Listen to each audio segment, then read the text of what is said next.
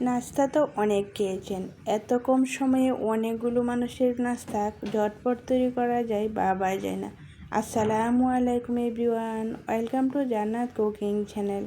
আজকে আপনাদের সঙ্গে শেয়ার করব খুব অল্প সময়ে অনেকগুলো মজাদার নাস্তা তৈরি হয় এমন একটা রেসিপি নিয়ে চলে এসেছি।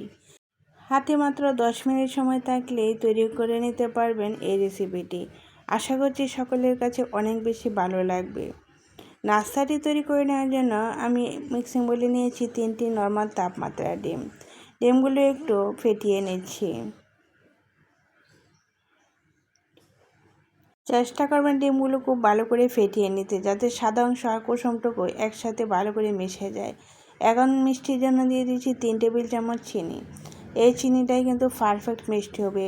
অতিরিক্ত চিনি দিলেও কিন্তু ভালো লাগবে না, আবার একবারে কম হয়ে গেলেও কিন্তু খেতে ভালো লাগবে না নাস্তাগুলো। ডিম আর চিনিটা খুব ভালো করে মিশিয়ে এরকম একটা ডিমের মিশ্রণ তৈরি করে নিয়েছি। এখন নিয়েছি আমি এরকম ব্রেড। এই ব্রেডগুলো কিন্তু বাজারে কিনতে পাওয়া যায় মুদির দোকানে অথবা বেকারির দোকানে। এখন আমি এই ব্রেডগুলো দিয়ে নাস্তাগুলো তৈরি করে নেব। চুলায় একটি প্যান বসিয়ে দিয়েছি আর দিয়েছি 1 টেবিল চামচ রান্না করে রেগুলার তেল। চুলার আঁচটা মিডিয়ামে রেখে তেলটা গরম করে নিয়েছি। এখন চুলার আঁচটা একেবারে লো থেকে একটু বাড়িয়ে রেখেছি। একটা ব্রেড আমি তেলের মধ্যে দিয়ে আমি একটু ব্রেডটা রান্না করে নিয়েছি, যাতে এক পিঠ দিয়ে শক্ত হয়ে যায়। উপরে দিয়ে দিচ্ছি আমার পছন্দ মতো করে ডিম। এই ডিমটা আপনারা আপনাদের পছন্দ মতো করে দিতে পারেন, কম অথবা বেশি অ্যাডজাস্ট করে নেবেন। চুলার আঁচটা অল্পতে রেখে কিন্তু ব্রেডগুলো ভেজে নিতে হবে, না হলে কিন্তু একদিক দিয়ে দেখবেন বেশি কালার চলে আসবে আর অন্য দিক দিয়ে কিন্তু কম কালার আসবে, আর ভিতরে যে ডিমটা ঢুকেছে ওটাও কিন্তু ভালো করে কুক হবে না। 1 থেকে 1.5 মিনিট লাগবে এই ব্রেডটা আমি ভেজে নেব। দেখেন এক পিঠ দিয়ে কত সুন্দর একটা কালার চলে এসেছে। এখন ব্রেডটা উল্টে আবারও অপর পিঠ দিয়েও কিছুটা ডিমের মিশ্রণ দিয়ে দিচ্ছি। আপনারা যেরকম দিতে পছন্দ করেন ওই রকম করে দিয়ে দিবেন, কম অথবা বেশি দিয়ে অ্যাডজাস্ট করে নেবেন। ব্রেডের উপরে যখন ডিমটা দিবেন তখন দেখতে হবে ব্রেডের উপরে যে ডিমটা দিয়েছেন ওই ডিমটা কি শক্ত হয়েছে কিনা। যদি শক্ত হয়ে যায় তখনই কিন্তু ব্রেডটা উল্টিয়ে নিতে হবে। এরকম করে আমি উলট পালট করে 1 থেকে 1.5 মিনিট ব্রেডটা ভেজে নেব।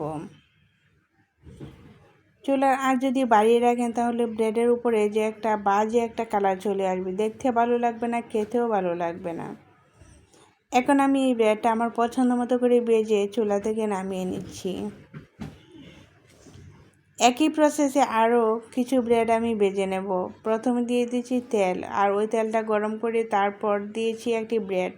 ব্রেডের উপরে আমার পছন্দ মতো করে ডিমের মিশ্রণটা দিয়ে মিশিয়ে নিচ্ছি। উপরে যখন দিবেন তখন খুব আলতোভাবে মিশিয়ে নিতে হবে, না হলে কিন্তু ব্রেডটা ছিঁড়ে যাবে।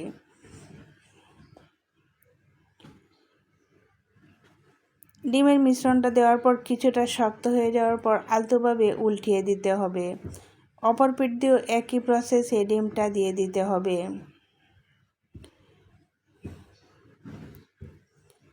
ডিমের মিশ্রণটা যখন দেখবেন শক্ত হয়ে গিয়েছে তখনই কিন্তু ব্রেডটা উল্টিয়ে দিতে হবে। ব্রেডটা উলট পালট করে আমি 1 থেকে 1.5 মিনিট ব্রেডটা ভেজে নেব, চুলার আঁচটা অল্পতে রেখেই। 10 মিনিটের ভিতরে দেখবেন অনেকগুলো ব্রেড একই প্রসেসে ভেজে নিলে দেখবেন অনেকগুলো ব্রেড ভেজে নিতে পারেন। দেখেন মাশাআল্লাহ কত লোভনীয় হয়েছে। আমি 8 থেকে 10টি ব্রেড ভেজে নিয়েছি, খুব বেশি একটা সময় লাগেনি। আর দেখেন কত সুন্দর একটা কালার চলে এসেছে। দেখতে যে এরকম সুন্দর হয়েছে, খেতেও কিন্তু অনেক বেশি মজার হয়েছে। আশা করছি সকলের কাছে অনেক বেশি ভালো লেগেছে। রেসিপিটা ভালো লেগে থাকলে একটা লাইক দিতে ভুলবেন না। আর আপনি যদি আমার চ্যানেলে নতুন হয়ে থাকেন তাহলে সাবস্ক্রাইব করে আমার চ্যানেলের পাশেই থাকবেন আর বেল বাটনটি অন করে রাখবেন পরবর্তী ভিডিওর নোটিফিকেশান সবার আগে পাওয়ার জন্য। এখন আমি এই ব্রেডগুলো ব্রেড নাইফ দিয়ে কেটে স্লাইস করে নিয়েছি। আর দেখেন মাশাআল্লাহ কত লোভনীয় লাগছে, আর খেতেও কিন্তু অনেক বেশি মজার হয়েছে। ছোট বড় সকলেই কিন্তু দেখবেন পছন্দ করবে, আর বাচ্চাদের টিফিনেও কিন্তু এই ব্রেডটি ভেজে দিতে পারবেন, খুব ঝটপট তৈরি করে নিতে পারবেন, আর দেখবেন সকলেই পছন্দ করবে আর আপনার প্রশংসা করতে ভুলবে না। আজ তাহলে এ পর্যন্ত, সকলেই সুস্থ থাকেন, ভালো থাকেন, আল্লাহ হাফেজ।